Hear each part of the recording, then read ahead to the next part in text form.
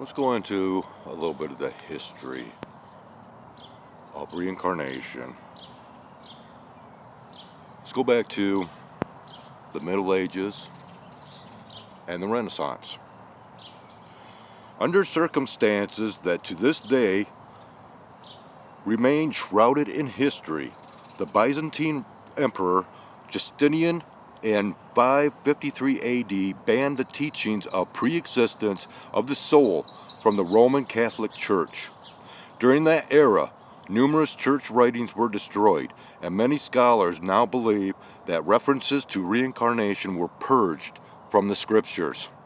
The Gnostic sects, although severely persecuted by the church, did, however, manage to keep alive the doctrine of reincarnation in the West. The word Gnostic is derived from the Greek gnosis, meaning knowledge. During the Renaissance, a new flowering of public interest in reincarnation occurred. One of the prominent figures in the revival was Italy's leading philosopher and poet Giordano Bruno, who was ultimately sentenced to be burned at stake by the Inquisition because of his teachings about reincarnation. In his final answers to the charges brought against him, Bruno defiantly proclaimed that the soul is not the body, and that it may be in one body or in another and pass from body to body. Because of such suppression by the church, the teachings of reincarnation then went deeply underground, surviving in Europe in the secret societies of the Rosicrucians, Freemasons, Kabbalists, and others. Now let's go into the Enlightenment Age, or the Age of Enlightenment. During the Age of Enlightenment, European intellectuals began to free themselves from the constraints of church censorship. The great philosopher Voltaire wrote that the doctrine of reincarnation is neither absurd nor useless, adding, "It is not more surprising to be born twice than once." One may be surprised to note, however, that several of America's founding fathers were fascinated by and ultimately accepted the idea of reincarnation, as interest in the subject made its way across the Atlantic to America. Expressing his firm belief, Benjamin Franklin wrote, "Finding myself to exist in the world, I believe I shall, in some shape or other, always exist."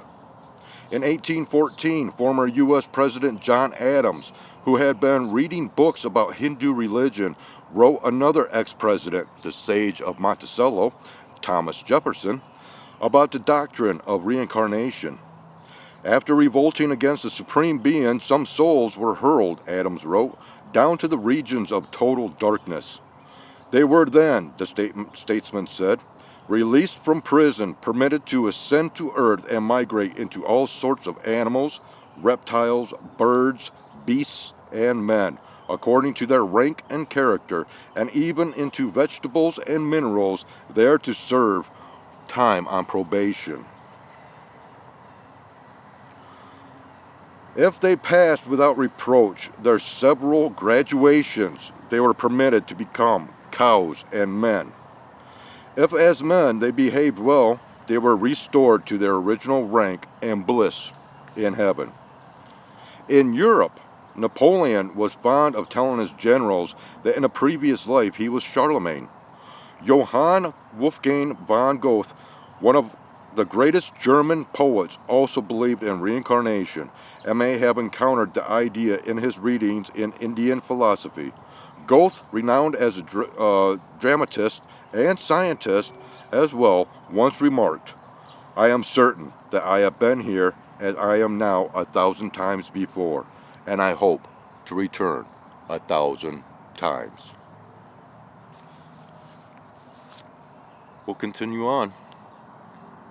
Thank you for joining me today for this reading of reincarnation and a little bit of the history